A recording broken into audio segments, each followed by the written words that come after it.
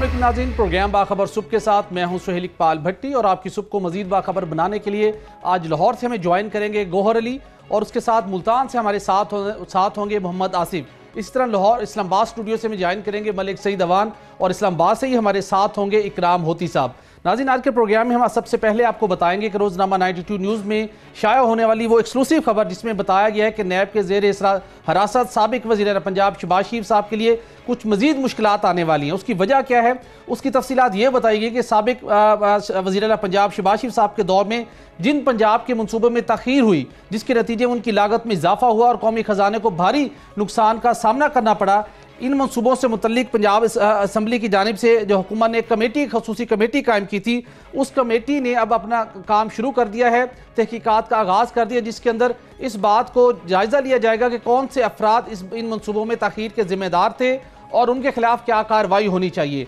ये खबर आज के रोज़नामा 92 न्यूज़ में शाया हुई है बतौर एक एक्सक्लूसिव न्यूज़। इसके साथ हम बताएंगे आपको रोज़नामा 92 न्यूज़ के अंदर शाया होने वाली दूसरी खबर से मुतल्लिक जो कि मलिक सईद अवान साहब ने इसमें फ़ाइल की, जिसमें बताया गया है कि इरसा के जो अदाद शुमार थे खरीफ सीज़न में पानी की फराहमी से मुतल्लिक वो दुरुस्त साबित नहीं हुए। अब सूबों को इरसा के एक अदाद शुमार के मुताबिक इरसा की एस्टिमेशन के बरक्स ज़्यादा पानी की किल्लत का सामना करना पड़ेगा।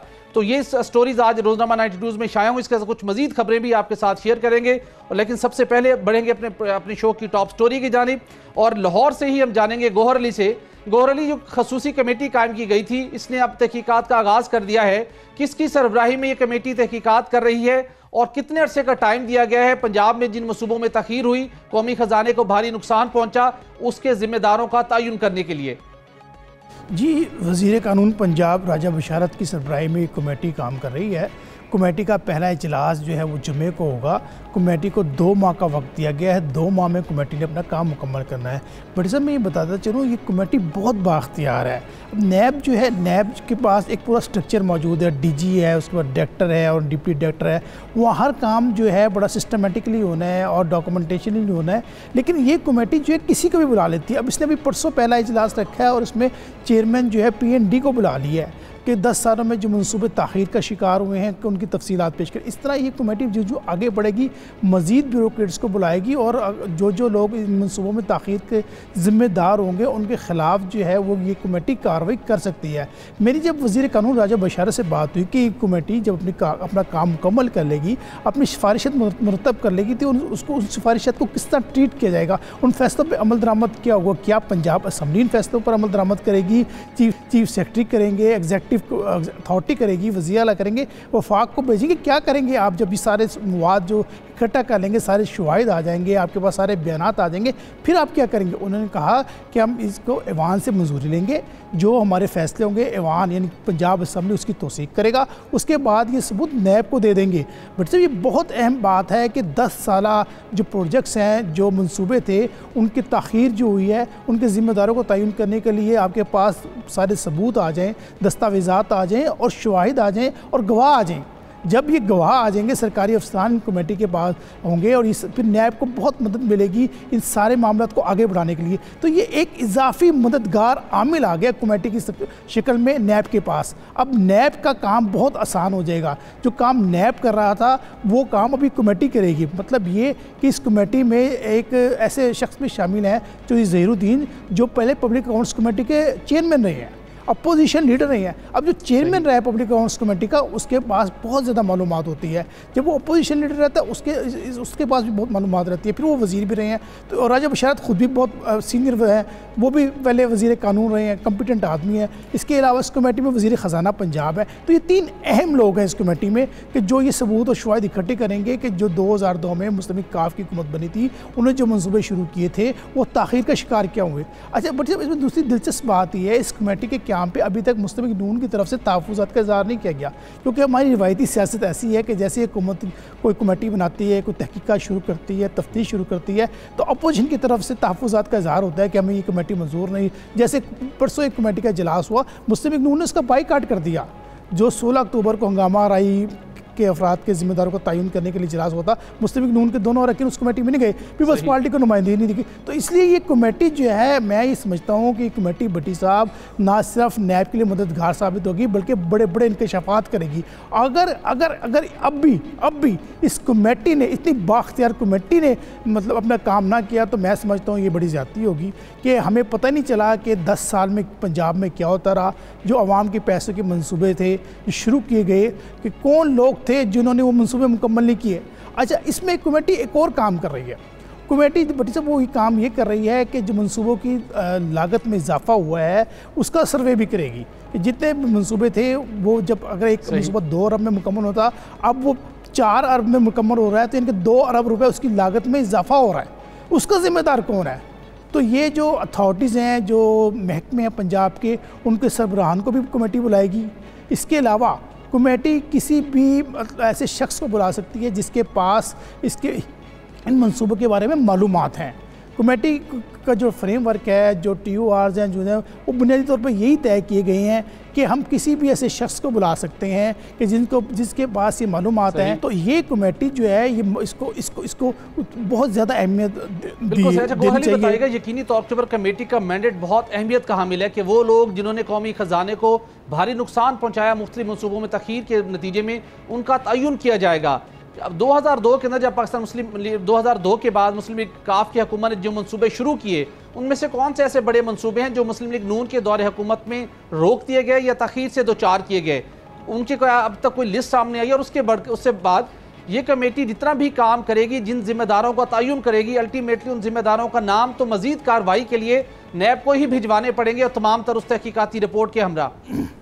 जी भट्टी साहब, मैं ये गुजारिश करूँ कि सबसे पहले एक प्रोजेक्ट था पंजाब असम्बली की तोसी, नई बिल्डिंग पंजाब असम्बली की तामीर करनी थी। उसका इफ्तिताह उस वक्त के वज़ीर आला पंजाब चौधरी परवेज़ इलाही ने किया था। अब वो फिर जब मुस्लिम लीग नून की हुकूमत आई तो उस कमेटी का, उस बिल्डिंग की तामीर का काम रोक दिया गया, जिस पे बहुत शोर भी मचाया गया मुस्लिम लीग काफ की तरफ से कि इसको मुकम्मल किया जाए, लेकिन नहीं हुआ। अब उसकी तामीराती लागत में बहुत ज़्यादा इजाफा हो चुका है और अभी तक वो बिल्डिंग मुकम्मल नहीं हो सकी और वो स्टेट ऑफ द आर्ट है। इसी तरह गुजरांवाला में थे पंजाब इंस्टीट्यूट ऑफ कार्डियोलॉजी बना रहे थे परवेज़ इलाही साहब, वो रोक दिया गया। अनगिनत मंसूबे हैं जिनकी फहरिस्त अब तैयार की जा रही है।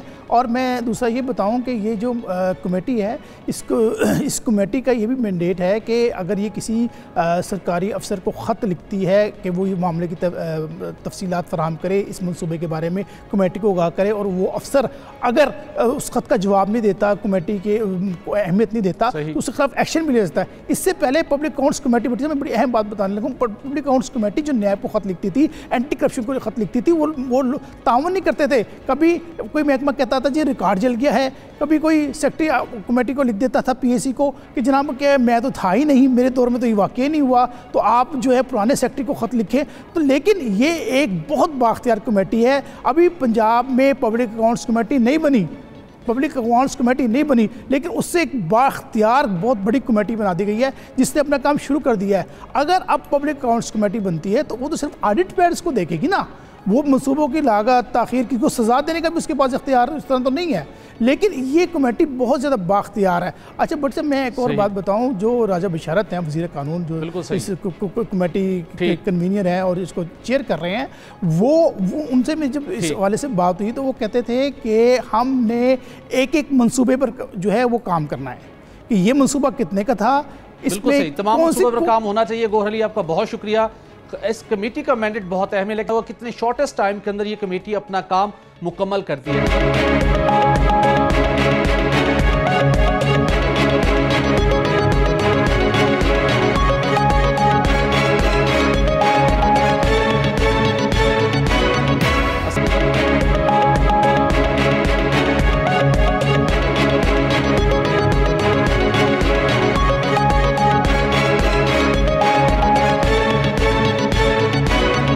स्टोरी की जानिब बढ़ते हैं नाज़रीन, आपको हमने ये मसला पहले भी इस मसले से आगाह किया और मुतलका हुकाम के सामने, स्पेशल FBR वजारत ख़जाना के सामने ये मामला टेकअप किया कि FBR ने किस तरीके के साथ अचानक foreign assets declaration and repatriation act के तहत जो टैक्स एमनेस्टी स्कीम ऑफर की गई थी, जिसके जरिए से पाकिस्तानियों ने बैरून मुल्क 300 रुपए से जायद मालियत के असासे न सिर्फ जाहिर किए बल्कि मुकर्रर मुद्दत जो कि 31 जुलाई 2018 थी, इस मुद्दत के दौरान इन पाकिस्तानियों ने कानून की रिक्वायरमेंट के मुताबिक टैक्स भी कौमी खजाने में जमा करवाया, यानी कि स्टेट बैंक ऑफ पाकिस्तान का जो बैंक अकाउंट ओपन किया गया था नेशनल बैंक न्यूयॉर्क ब्रांच में, वहां पर 31 जुलाई तक इन पाकिस्तानियों ने टैक्स भी जमा करवा दिया, जिसकी रकम 2 अरब रुपए से जायद बनती है।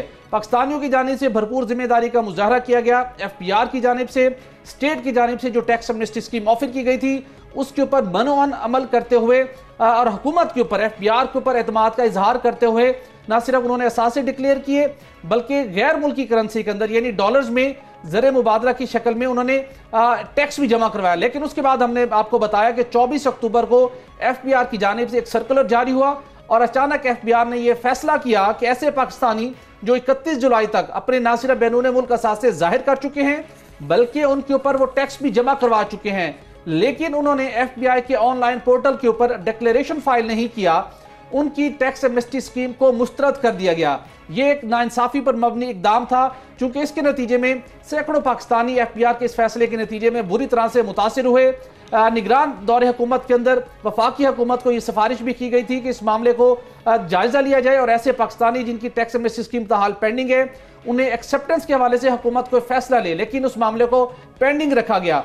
बैरून मुल्क जो असासे थे पाकिस्तानियों के, उनको जाहिर करने के साथ साथ जिसकी वजह से वो पाकिस्तानी अपने डिक्लेरेशन फाइल ना कर सके, उसके अंदर तखीर की जिम्मेदार वो अफराद नहीं थे बल्कि तखीर की जिम्मेदारी उस सिस्टम के ऊपर थी, उस पेचीदा सिस्टम के ऊपर थी, जिसके बाइस ये अफराद अपना मुकर्रर वक्त के अंदर डिक्लेरेशन इसलिए फाइल नहीं कर सके थे कि चूंकि नेशनल बैंक ऑफ पाकिस्तान की कराची की ब्रांच की जानिब से टैक्स जमा होने वाले टैक्स की जो चलान उन्हें मिलना था, जो रसीद उन्हें मिलनी थी, वो ताखीर से जारी की गई, जिसके अंदर ऐसे अफराद का कोई कसूर नहीं था। तर्जुमान FBR से हमने रब्ता किया कि इस मामले के ऊपर FBR क्या कर रहा है, पाकिस्तानियों की बहुत सी मुश्किलात का सामना है, वो अपनी इस्तदा कर रहे हैं मुसलसल। मुख्तलिफ टैक्स माहिरीन ने भी FBR से, वजारत खजाना से, वजीर खजाना से और वज़ीर-ए-आज़म पाकिस्तान से ये अपील की कि उन्हें अपने इस फैसले के ऊपर नजरसानी करनी चाहिए।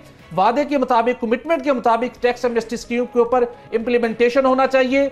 लोग जो टैक्स नेट में शामिल होना चाहते हैं उन्हें टैक्स नेट में शामिल किया जाए, लेकिन ताहाल तर्जुमान FBR ने हमारे भिजवाए जाने वाले सवालात का जवाब दिया है, ना ही उन्होंने इस हवाले से कोई रजामंदी जाहिर की है कि FBR इस मामले को रिव्यू कर सकता है, इस मामले को सेटल करने के लिए कोई ऑप्शन लाया जा सकता है। ताहाल बिल्कुल खामोशी FBR की जानिब से और वजारत खजाना की जानिब से, और ऐसे पाकिस्तानियों को एक वाज़े तौर के ऊपर कहा गया कि जो आप जमा करवा चुके हैं टैक्स की रकम, आप उसको नॉर्मल इनकम टैक्स जो आप रिटर्न अपने फाइल करेंगे उसके अंदर एडजस्ट करवा सकते हैं। क्या ये टैक्स की एडजस्टमेंट करवाना इन पाकिस्तानियों के लिए मुमकिन है और उनकी इस टैक्स एमनेस्टी स्कीम को रिजेक्ट करने के असरात क्या मुरतब हो रहे हैं, ये जानने के लिए हमने रब्ता किया है। हमें ज्वाइन कर रहे हैं साबिक commissioner income tax Shahid Bashir साहब। शाहिद साहब, आपका बहुत शुक्रिया। शाहिद साहब, पहले भी आपने इस मामले के ऊपर रोशनी डाली, हमने भी इस मामले को टेकअप किया, मुख्तलिफ टैक्स माहिरीन से भी हमारी बात हुई, सब इस मामले को FBR के एक इकदाम को क्रिटिसाइज कर रहे हैं। सब ने यह सजेस्ट किया कि FBR इस मामले को रिव्यू करे। अब पाकिस्तानियों को जिनके टैक्स एमनेस्टी स्कीम को FBR रिजेक्ट कर चुका है और उनकी एक्सेप्ट करने को तैयार नहीं है, और अब उनको कहा गया कि उनकी जो जमाशुदा टैक्स की रकम है उसको वो जो इनकम टैक्स के जरिए जो अपने रिटर्न फाइल करेंगे उसमें एडजस्ट कर ली जाएगी। इस सारे इकदाम का क्या असरात होंगे और क्या मुश्किलात होंगी इन पाकिस्तानियों के लिए जिनकी टैक्स एमनेस्टी स्कीम टैक्स जमा कराने के बावजूद एक्सेप्ट नहीं की जा रही? अस्सलाम वालेकुम भट्टी साहब, बिस्मिल्लाहिर्रहमानिर्रहीम। भट्टी साहब, आपने जो इसरात की बात की है, इसका इम्पैक्ट तो बहुत ही बड़ा होगा टैक्स पेयर के ऊपर, अंदाजा नहीं लगा सकते कि इसका क्या होगा। पहली बात ये देखें कि टैक्स पेयर ने डॉलर्स में अरेंज करके, और बहुत मुश्किल से, क्योंकि ये बहुत स्कीम इस किस्म की थी कि जी डॉलर आपने जो है ना अरेंज करने हैं, बाहर से पेमेंट करें, बाद में थोड़ी अमेंडमेंट की कि जी यहाँ पे डॉलर अकाउंट है वहाँ से भी कर सकते हैं। तो बहरहाल किस्सा मकसद ये कि टैक्स पेयर ने किसी न किसी तरीके से डॉलर जमा करा दिए। अब उसके हाथ से डॉलर निकल गए, उसने एमनेस्टी ले ली। अब जब उसको उसका क्लियरेंस नहीं मिली और उसको क्रेडिट नहीं मिल रहा, तो होगा क्या? होगा ये कि एक तो FBR के पास तो डॉलर आ गए, फॉरेन करेंसी आ गई, टैक्स पेयर के पैसे जमा, वो कहते हैं जी आप इसे एडमिटेड टैक्स लाइबिलिटी में ले लें, वो रिफंड सारी उम्र टैक्स पेयर को नहीं मिलता, जो मर्जी कर ले। दूसरी बात यह है कि जब इंफॉर्मेशन मौजूद है टैक्स पेयर की डिपार्टमेंट के पास, तो वो उनके कंसील्ड एसेट्स बनेंगे, ऐसे एसेट्स जिनका सोर्स अवेलेबल नहीं है, वो उस पर नॉर्मल टैक्स रेट लगेगा, जो भी रेट एप्लीकेबल उस साल के लिए होगा। सपोज 30% या 32% या 25%, जो भी रेट, वो नॉर्मल रेट ऑफ टैक्स लगेगा। उन्हें 5% के बजाय 30% टैक्स देना पड़ेगा। इससे भी आगे चले आप, क्योंकि ये कंसील्ड इनकम ट्रीट होनी है, इसलिए इक्वल टू टैक्स पेनल्टी भी लगेगी। इसका मतलब ये हुआ कि अब टैक्स पेयर को ना सिर्फ उसके हाथ से वो डॉलर चले गए हैं, बल्कि उसे कम से कम 50 से 60% टैक्स उस पर देना पड़ेगा। और ये कोई छोटी बात नहीं है। बट साहब, मेरी तो मुझे ये समझ में नहीं आता कि इस किस्म के मशवरे कौन देते हैं और इस किस्म के फैसले कौन करते हैं। क्यों नहीं ये सोचा जाता कि नई हुकूमत के ऊपर इसका इम्पैक्ट क्या होगा। मैं आपको दावे से कहता हूँ कि ये अगर नून लीग की हुकूमत होती तो उन्होंने ये काम नहीं करना था, और उन्होंने कहना था जी कि जिन लोगों ने 31 जुलाई तक डॉलर में पेमेंट कर दी है, उनको जिस डेट को क्लियरेंस आई है उस डेट तक वो अपने फाइल कर सकते हैं। नून लीग की हुकूमत ने कर देना था, उन्होंने ये नहीं सोचना था। अब लगातार ऐसी चीजें हो रही हैं जो जिसका नेगेटिव इम्पैक्ट पीटीआई की हुकूमत पे जा रहे हैं। ये भी कोई छोटा इम्पैक्ट तो नहीं है ना। जितने बिजनेस सर, इसकी क्या बुनियादी वजह है कि अगर नून लीग की गवर्नमेंट होती, आप किस वसूख से कह रहे हैं कि वो इसको एक्सेप्ट करते? क्या अंडरस्टैंडिंग का फुकदान है जो पाकिस्तान तहरीक इंसाफ की हुकूमत इस मामले को अंडरस्टैंड नहीं कर पा रही? मुझे नहीं मालूम कि जो है ना, ये सारा एक्ट जो है, इससे ये सर्कुलर निकालने से पहले कोई फाइनेंस मिनिस्टर की नॉलेज में लेकर आए या नहीं लेकर आए, किसी ने सोचा नहीं है या नहीं सोचा कि इसका अल्टीमेट इम्पैक्ट क्या होगा, ये मुझे नहीं मालूम। लेकिन बहरहाल जो भी ये फैसला है, ये पीटीआई के लिए एक नेगेटिव फैसला है और उसके खिलाफ जाएगा अल्टीमेटली। ऑलरेडी मतलब कि बिजनेसमैन ऑलरेडी कहता है जी कि नून लीग की हुकूमत जो है ना, वो टेररिस्ट फ्रेंडली हुकूमत है।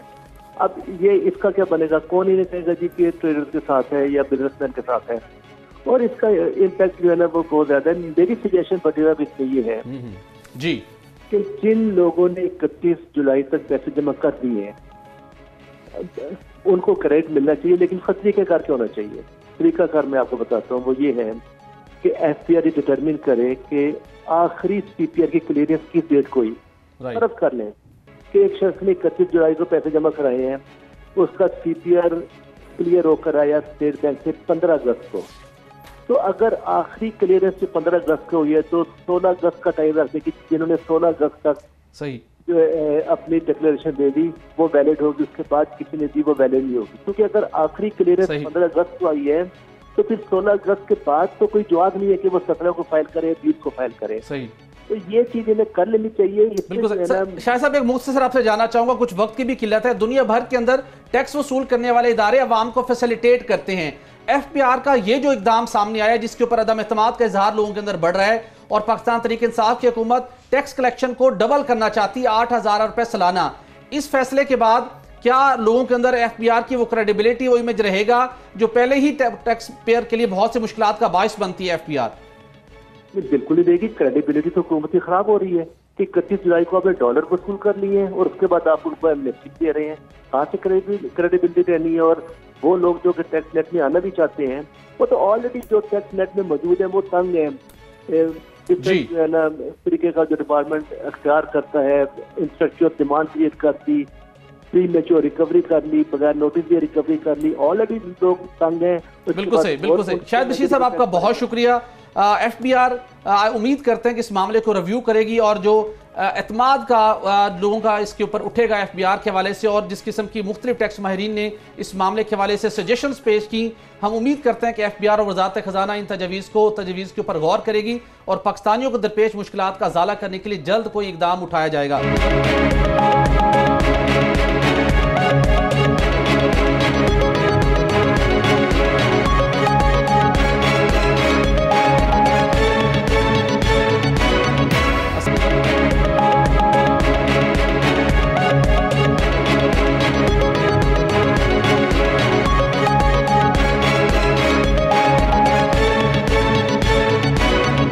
अगली स्टोरी की जानिब बढ़ते हैं और राब्ता करेंगे, हमें ज्वाइन करेंगे मुल्तान से मोहम्मद आसिफ। आसिफ, बताइएगा कि मुल्तान के अंदर सैकड़ों गैर कानूनी हाउसिंग सोसाइटीज शुरू की गई, अवाम से करोड़ों रुपए वसूल कर लिए गए, लेकिन एमडीए खामोश रहा। अब अचानक एमडीए की आंख खुली है। ऐसी खिलाफ कानून जो हाउसिंग सोसाइटीज बनी और जिन अफसरान की अशीरबाज से ये हाउसिंग सोसाइटीज बनी, कि उनके खिलाफ अब क्या कार्रवाई की जा रही है? हाँ जी बिल्कुल, एमडीए की जाने से सिर्फ नोटिस दिए जा रहे हैं, किसी किस्म की कोई कार्रवाई अभी तक ना की जा रही है, ना कोई कमेटी बनाई गई है ताकि कोई कमेटी बना दी जाए इनके खिलाफ। 215 ऐसी जो हाउसिंग सोसाइटीज हैं जो गैर कानूनी तौर पर मुल्तान शहर में रजिस्टर्ड, जो मुल्तान शहर में है, जिनको ना रजिस्टर्ड किया गया है और ना ही किसी किस्म की उनको आशीर्वाद। सबसे बड़ी बात यह है कि ये मुल्तान शहर के सबसे मेन रोड जैसा बोसे रोड है, यहाँ पर 18 ऐसी हाउसिंग सोसाइटी है जो गैर कानूनी तौर पर है। मतीतर रोड पर चले जाए, इसके अलावा बंद बोसे रोड है, जो मर्जी मेन रोड पर चले जाए वहीं पर आपको गैर रजिस्टर्ड हाउसिंग सोसाइटियां मिलेगी। और इन पर साबका जो अफसरान है दौरे हुकूमत के, जो साबका दौरे हुकूमत के अफसरान है, उनकी भी मिली भगत बताई जा रही है। इसके अलावा जो ज़राए से इंकशाफ हुआ है कि मौजूदा जो अफसरान है उनका भी आशीर्वाद इन पर हासिल है। सबसे बड़ी बात, सबसे इंपॉर्टेंट बड़ी साहब ये है कि सिर्फ 23 मुल्तान शहर में सिर्फ 23 जो हाउसिंग सोसाइटी है वो रजिस्टर्ड है। इसके अलावा 189 ऐसी है जिनको सिर्फ एमडीए ने ये कहा है कि आप काम करें, आपको रजिस्टर कर लिया जाएगा, लेकिन अभी तक उनको रजिस्टर्ड नहीं किया गया। आया कि जो 189 जो हाउसिंग सोसाइटीज हैं उनको भी रजिस्टर्ड किया जाएगा कि नहीं, लेकिन उनमें शहरी हैं जो वो प्लाट तो खरीद रहे हैं, जो उनकी जमा पूंजी है वो लग भी रही है, लेकिन एमडीए की जानिब से उनको ना अप्रूवल दी गई है कि आप रजिस्टर्ड है, ना वो उनको ये इकरार दिया गया है गैर रजिस्टर्ड है। जो शहरी हैं वो इस बात पर देख रहे हैं कि कहां से प्लाट खरीदे कहां से ना खरीदे। दूसरी जानब इंतजामिया की जानिब से, दिल्ली इंतजामिया है या हुकूमत की जानिब से ग्रीन पाकिस्तान मुहिम तो शुरू कर दी गई है, ग्रीन एंड क्लीन पाकिस्तान, लेकिन जो शहरी है, जो गरीब लोग हैं, जो अपने प्लाट खरीदते फिर रहे हैं, जो एक शहरी अब बड़ी मुश्किल से पूरा दिन मेहनत कर कर एक प्लाट खरीदता है और आखिर में उसको पता चलता है जी ये तो गैर कानूनी है, ये गैर रजिस्टर्ड प्लाट है, ये गैर कानूनी जो हाउसिंग सोसाइटी है। मुल्तान शहर में छोटी छोटी नहीं बड़ी बड़ी भी बहुत सी ऐसी है जो हाउसिंग सोसाइटी है वो गैर रजिस्टर्ड है। एमडीए हुकाम से हमारी बात हुई, कल भी हम उनसे मिलेंगे तो उनकी जानिब से कोई ऐसा जवाब नहीं मिला जो मुतमिन कर सके। उनकी जानिब से यही था कि नोटिस जारी कर दिए गए हैं, बहुत जल्द कार्रवाई की जाएगी। शहरियों को भी हमने शहरियों को भी बता दिया गया कि इनमें प्लाट ना खरीदे, लेकिन शहरियों को क्या आया कि शहरियों को कहीं पर ऐसा बोर्ड या कोई ऐसी एडवर्टाइजमेंट की जा रही है कि ये यूनिवर्सिटी ये जो हाउसिंग सोसाइटी है ये गैर कानूनी है, इनमें आप प्लाट ना खरीदे। और जो शहरी खरीद चुके हैं उन प्लाटों में, उन जो हाउसिंग सोसाइटी में, उनके लिए क्या हुक्म है, वो कैसे अपने अब जान छुड़ाए उनसे। 215 कहने में बहुत बड़ा फिगर है ये देखा जाए तो मुल्तान शहर में। और दूसरी जानब सबसे इंपॉर्टेंट, मुल्तान शहर को आंबों का बागात कहा जाता था किसी दौर में, अब वही 200 से ज्यादा आंबों को ऐसे बागात है काट कर जहां पर यह हाउसिंग सोसाइटी बनाई गई है। इसके अलावा 1200 से ज्यादा एकड़ पर ये आंबों के बागात है जिनको काटा गया है, जहां पर यह हाउसिंग सोसाइटी बनाई जा रही है। और यहाँ पर किसी किस्म की कोई कार्रवाई नहीं की जा रही है, ना कोई कमेटी बनाई गई है, सिर्फ एमडीए की जानिब से गैर कानूनी जो रजिस्टर्ड गैर कानूनी जो हाउसिंग सोसाइटी है उनको नोटिस जारी किए गए हैं। आसिफ ये बताइएगा कि नोटिस तो जारी कर दिए गए हैं, जो आमों के बागात थे उन्हें कटाई के बाद और फिर खिलाफ कानून हाउसिंग सोसाइटीज बनाकर फरोख्त कर दी गई, जिस अरसे के दौरान ये काम जारी रहा और ये टाइम पीरियड गुज़श्ता 5 से 10 साल का है जब से वहाँ पर ये काम होता रहा। उस वक्त जो एमडीए के जो सरबराहान थे या दीगर अफसरान थे जिनकी जिम्मेदारी थी कि खिलाफ कानून हाउसिंग सोसाइटीज़ के खिलाफ कार्रवाई करें और अगर कोई हाउसिंग सोसाइटीज़ बने तो एमडीए के रूल्स के मुताबिक बने, एमडीए के रजिस्ट्रेशन के बाद बने, एमडीए से एनओसी हासिल करने के बाद उसकी फरोख्त का सिलसिला शुरू हो। वो क्या ऐसे अफसरान के खिलाफ भी कोई कार्रवाई की गई है जिनके अदवार में ये हाउसिंग सोसाइटियां कायम हुई और फिर फरोख्त का सिलसिला शुरू हुआ? जी बिल्कुल भट्टी साहब, इनके खिलाफ अभी तक किसी किस्म की कोई कार्रवाई नहीं की गई। साबका अफसरान थे, उनकी मिली भगत थी जो कि ज़राए से इंकशाफ हुआ कि वो इनसे मिलकर जो अपना हिस्सा भी लेते थे और इनको इजाजत दी गई है। हमारी डिप्टी कमिश्नर मुल्तान से जब बात हुई तो उनका भी यही कहना था कि जो ये काम कर रहे हैं, जो दरख्त का कटाव है या आबों के कटाव को मुल्तान शहर की खूबसूरती को बिगाड़ रहे हैं, उनके खिलाफ जरूर कार्रवाई की जाएगी। लेकिन दूसरी जानब इसका केस नैब में भी चल रहा है, नैब के अफसरान की जानब से भी यही कहा गया है कि जो गैर कानूनी तौर पर इस तरह कटाव कर रहे हैं उनके खिलाफ भी कार्रवाई की जाएगी।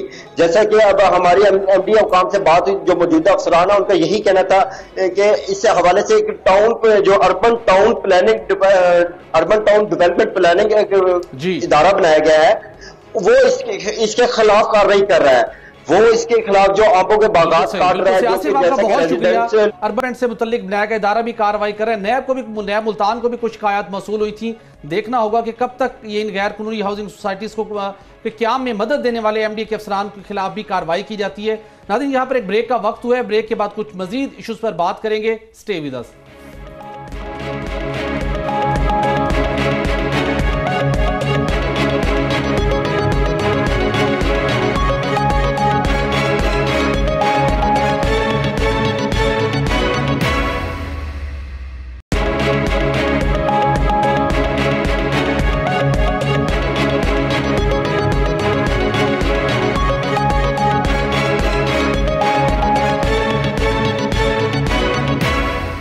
वेलकम बैक नाज़रीन। पीटीए की जानिब से ऐसे मोबाइल फ़ोन जो स्मगलिंग के जरिए पाकिस्तान लाए गए थे और उनका दर्जा गैर कानूनी मोबाइल फ़ोन का स्टेटस डिक्लेयर किया गया था, क्योंकि ऐसे मोबाइल फ़ोन के ऊपर जो IMEI के नंबर्स थे वो रजिस्टर्ड नहीं थे। बेशतर मोबाइल ऐसे भी थे जिन एक IMEI के नंबर के ऊपर सैकड़ों मोबाइल फ़ोन तैयार किए गए थे, और उसके बाद कुछ ऐसे मोबाइल फ़ोन जिनके जो बड़े काफ़ी महंगे दाम साफ़ीन खरीदते हैं, उनकी कीमत 1 लाख रुपए तक है। ऐसे मोबाइल फ़ोन के IMEI नंबर भी पीटीए के पास रजिस्टर्ड न होने की वजह से उनका स्टेटस गैर कानूनी डिक्लेयर होने जा रहा था। ताहम मुख्तलिफ मोबाइल फ़ोन इंपोर्टर्स, असेंबलर्स और मैन्युफैक्चरर्स ने गवर्नमेंट से दरख्वास्त की कि इस इकदाम के नतीजे में जो फौरी तौर के ऊपर एक नया DRBS का सिस्टम लॉन्च किया गया था, इसके तहत अगर मोबाइल फ़ोन की बंदिश का सिलसिला शुरू किया गया तो फौरी तौर के ऊपर ना सिर्फ लाखों मोबाइल फ़ोन बंद हो जाएंगे, बल्कि ऐसे हज़ारों मोबाइल फ़ोन जो मुख्तलिफ डीलर्स के पास गोदामों में मौजूद हैं वो भी नकारा हो जाएंगे और किसी मोबाइल फ़ोन नेटवर्क के साथ वो कनेक्ट नहीं हो सकेंगे।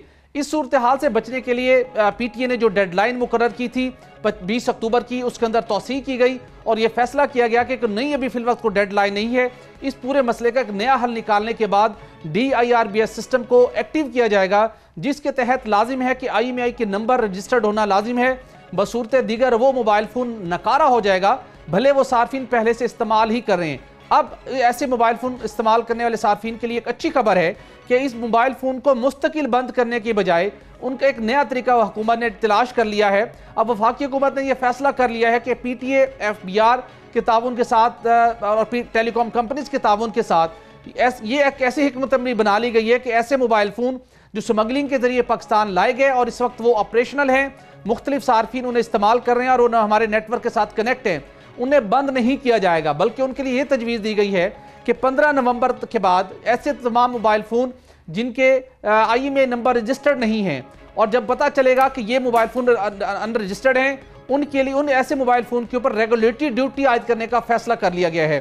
FBR को, वजारत ख़जाना को, वजारत तिजारत से तजावीज़ तलब कर ली है कि ऐसे मोबाइल फ़ोन के ऊपर कितनी रेगुलेटरी ड्यूटी आयद होनी चाहिए।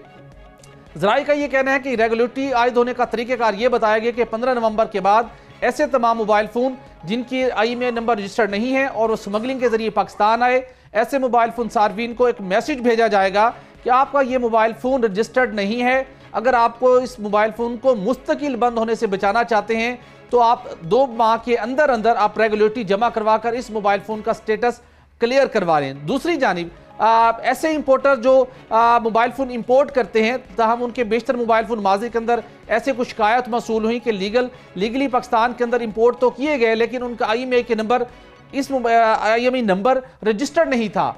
उस IMEI के नंबर रजिस्टर्ड न होने की बाइस बहुत सी मुश्किलात का सामना करना पड़ सकता था ऐसे इंपोर्टर्स को, मैन्युफैक्चरर्स को और होलसेल डीलर्स को। ताहम उनके लिए भी अब ये चॉइस होगी कि वो PTA के पास उन तमाम मोबाइल फ़ोन के IMEI के नंबर को रजिस्टर्ड कर लें। नाज़रीन, आपको ये बताना भी ज़रूरी है कि IMEI नंबर क्या है। IMEI नंबर एक ऐसा मोबाइल का आइडेंटिफिकेशन नंबर है जिसके ज़रिए से उस मोबाइल फ़ोन को ट्रेस किया जा सकता है। अगर किसी सारिक का मोबाइल फ़ोन चोरी हो गया है तो PTA को दरख्वास्त देकर ना सिर्फ उस मोबाइल फ़ोन को ट्रेस किया जा सकता है, बल्कि अगर वो नहीं मिल पा रहा तो उस मोबाइल फ़ोन को उस IMEI के नंबर के ज़रिए से मुस्तकिल तौर पर ब्लॉक किया जा सकता है, ताकि उस चोरी होने वाले मोबाइल का कोई किसी जगह के ऊपर कोई गलत इस्तेमाल ना हो सके।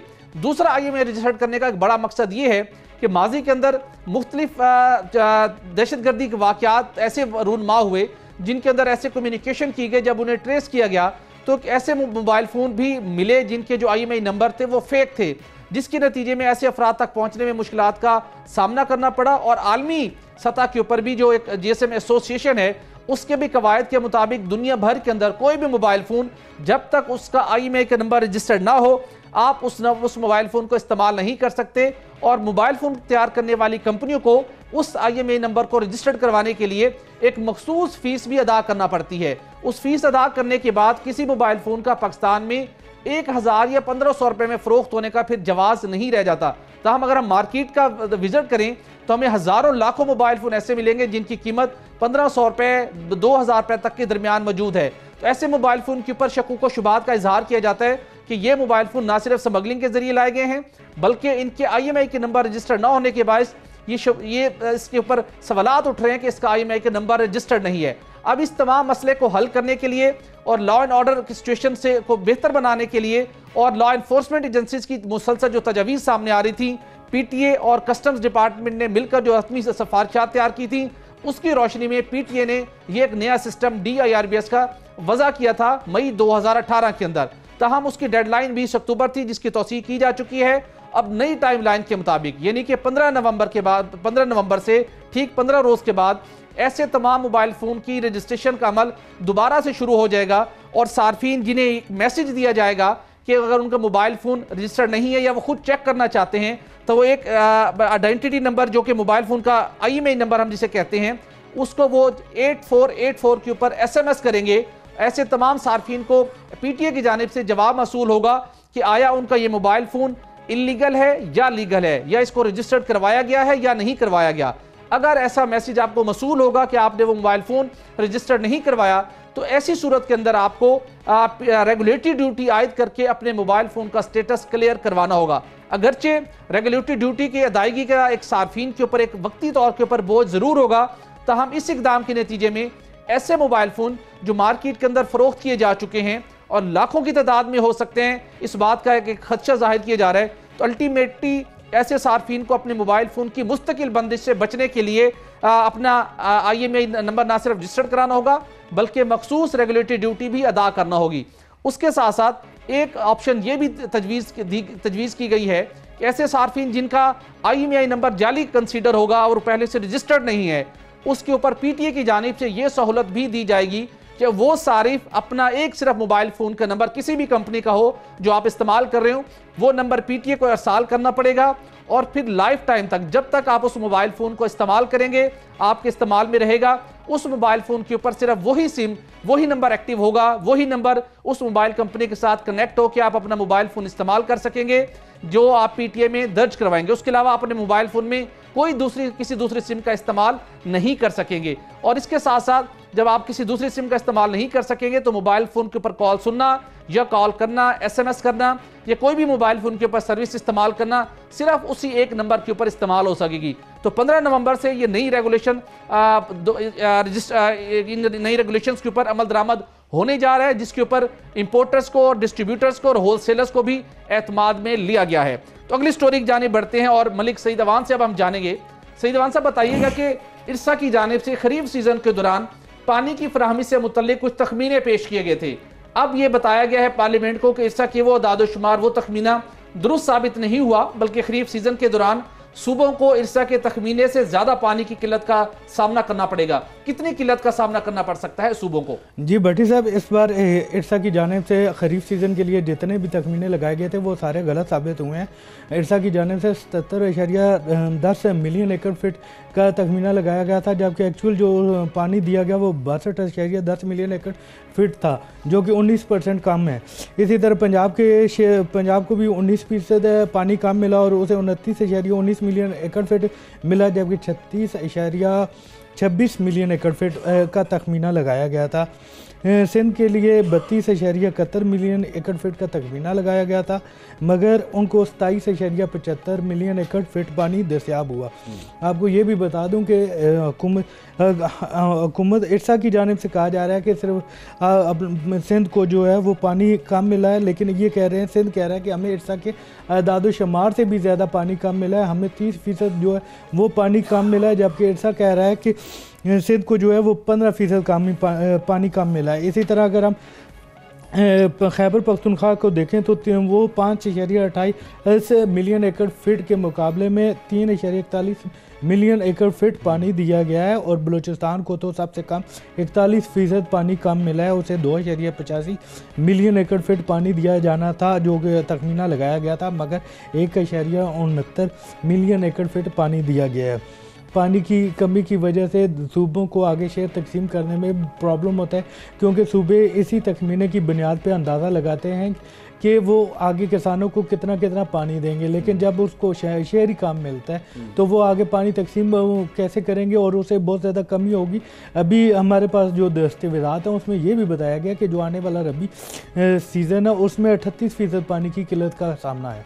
जी बड़ी जमाली साहब, ये बताइएगा कि ये अब इसके के पास और कोई ऑप्शन नहीं है, चूँकि आलमी तगयराती के नतीजे के में हमारे जो तरबेला डैम था वो थोड़े 5 से 6 दिन के लिए हम उसको मुकम्मल भर सके, दरियाओं में पानी का बहाव कम हुआ जिसके नतीजे में तरबेला डैम में ज़ख़ीरा शुदा पानी का इस्तेमाल शुरू कर दिया गया और पानी की शदीद किल्लत का सामना है। बरवा साल मंगला डैम तो हम पूरा भर भी नहीं सके थे। मुख्तलिफ कमेटीज़ का आप कवर करते हैं, क्या किसानों को मुख्तलिफ सूबों के मुतलका जो महकमा आपाशी हैं उन्हें क्या इन्फॉर्म किया गया है कि वो किसानों को किस तरीके से के साथ आगाह करें कि वो अपनी खरीफ सीजन के दौरान फसलों की बुवाई को और उनकी फसलों की देखभाल को के लिए जो पानी का इस्तेमाल है किस तरीके से उसको यकीनी बनाएं कि और किस मुद्दत के दौरान किसानों को पानी मिलेगा, किस मुद्दत के दौरान पानी नहीं मिलेगा, और क्या किसान अपने आप यानी कि ट्यूबवेल के जरिए या किस दूसरे ऑप्शन के जरिए किस तरीके से पानी का इस्तेमाल कर सकते हैं। क्या किसी इदारे ने सूबों को और सूबों ने अगर किसानों को इस मामले के ऊपर आगाह किया है? बड़ी साहब, मसला तो ये आ रहा है कि इरसा जो अंदाजे लगा रहा है कि हमारे पास इतना पानी होगा, वो अंदाजे सारे गलत साबित हो रहे हैं। पानी उन अंदाज़ों से भी कम साबित हो रहा है। अब आप देखें कि 2 माह अगर आइंदा बारिश ना हुई तो उससे पानी की मज़ीद किल्लत का सामना पड़ेगा। जब आपको एक अंदाज़ा होगा कि हमें इतना पानी कम मिलेगा तो फिर आप आगे सूबे जो उस हिसाब से प्लान बनाते हैं और उनको बताते हैं कि हम आपको इतना इतना पानी देंगे और आपने इसे इस तरह साबित करना। लेकिन जो अच्छी बात यह है कि वो अप्रैल 2018 में पहली पानी की जो पॉलिसी है वो तैयार की गई है, पाकिस्तान की सबसे पहली पॉलिसी। उसमें उन्होंने पानी को तरजीह दी है और इसमें डैम बनाने से लेकर मुख्तलिफ ऑप्शन ज़ेर हो रहे हैं। और इसमें एक जो वो इरीगेशन का जदीद सिस्टम जिसमें पानी का कम से कम इस्तेमाल हो वो भी किसानों को मुतारफ़ करवाने का फ़ैसला किया गया है, ताकि किसान जो है उससे फ़ायदा उठा सके और पानी को ज़्यादा ज़ाया होने से बचाया जा सके। अब जब इरसा जिनकी ये नाअहली है कि उसको अंदाज़ा ही नहीं होता कि पानी कितना दस्तयाब होगा, तो फिर आगे वो सूबे जो है वो किसानों को कैसे बता सकेंगे कि हमारे पास कितना पानी है कितना नहीं है। बिल्कुल सही। मलिक सईद, ये बताइएगा कि जितना पानी हम तकरीबन 12 मिलियन एकड़ फीट अगर पानी हम स्टोर करते हैं तरबेला और मंगला डैम के अंदर, जो हमारा तरीका आपाशी है, जिस तरीके के साथ हम अपनी फसलों को इसराफ करते हैं, फ्लडेड इरीगेशन का सिस्टम हमारे यहाँ नाफिज है कि आप एक किनाल के ज़रिए और नाले के ज़रिए आप उसको अपनी फसलों को पूरे तरीके से सराब करते हैं, जबकि अब दुनिया भर के अंदर आपाशी के जदीद तरीक़ेकार मुतारिफ करवाए जा चुके हैं। यहाँ पे आजकल टास्क फोर्स बन गई है कि जो कि आपाशी के तरीक़ों के ऊपर नज़रसानी कर सके। Pakistan agriculture research council, national agriculture research council, क्या इन्होंने कभी किसानों को आपाशी के तरीक़ेकार तब्दील करने के हवाले से कभी बताया है, ताकि हम पानी की अगर बचत कर सकें तो फिर तरबेला और मंगला डैम में जितना पानी हम स्टोर कर सकते हैं उतने ही पानी से हम अपने ज़्यादा रकबा सराब कर सकते हैं। इजाज़त दीजिए, अल्लाह हाफिज़।